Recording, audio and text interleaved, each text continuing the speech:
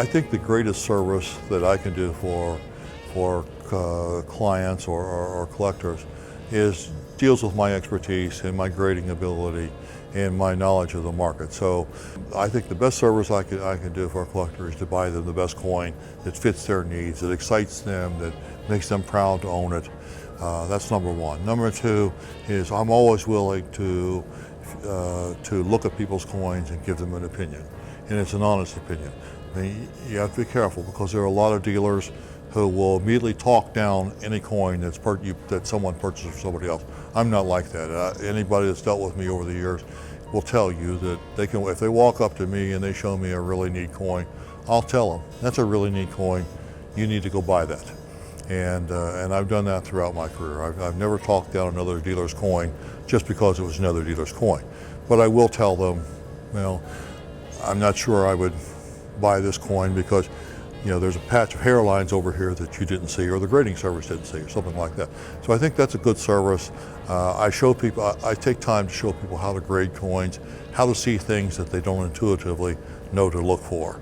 I teach people how to use a loop and find things that aren't obvious. So many collectors, when you see them pick up a coin, they pick it up and they put their loop between their eye and they look at the coin straight on so that their angle of vision is 90 degrees. Well, that's what I call counting marks. And that's fine because everybody likes to count marks. But I always tell people don't just count marks because there's more to grading a coin than just marks.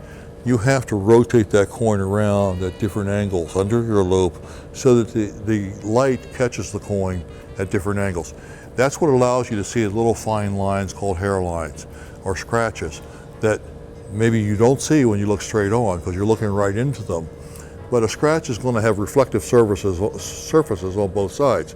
So when you rotate the coin, the light's going to shine off this reflective surface and come back to you. That's how you pick up a hairline. If you look straight into it, you won't get that reflection. So you have to learn. You'll see dealers or more experienced people looking at coins and rotating them around. That's what they're doing. I teach people how to do that. I teach people how to recognize the components of real toning versus possibly artificial or enhanced toning. In many coins, in many series, there are rules of thumb that you will hear. People on the internet will say, oh, don't ever buy a blue coin, or somebody will tell you, don't ever buy this or buy that. There are no absolute rules of thumb because even though in many coins, a blue coin might be a red flag, in many other coins, a blue coin is exactly what you want to see. If you're in commemoratives, for example, there's two Oregons minted in 1926. 1926 in Philadelphia, 1926 San Francisco. If you see a blue 1926P Oregon, you need to be suspicious because they don't come blue. On the other hand, if you see a 1926S and it's red, you need to be suspicious because 1926S's almost always come blue.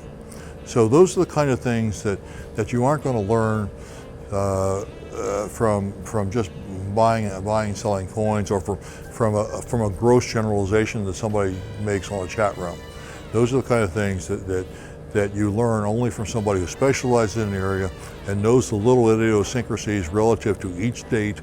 If you're dealing in Morgan dollars, you're going to find out eventually that an 1895 O is not graded by the grading services the way an 1880S is graded.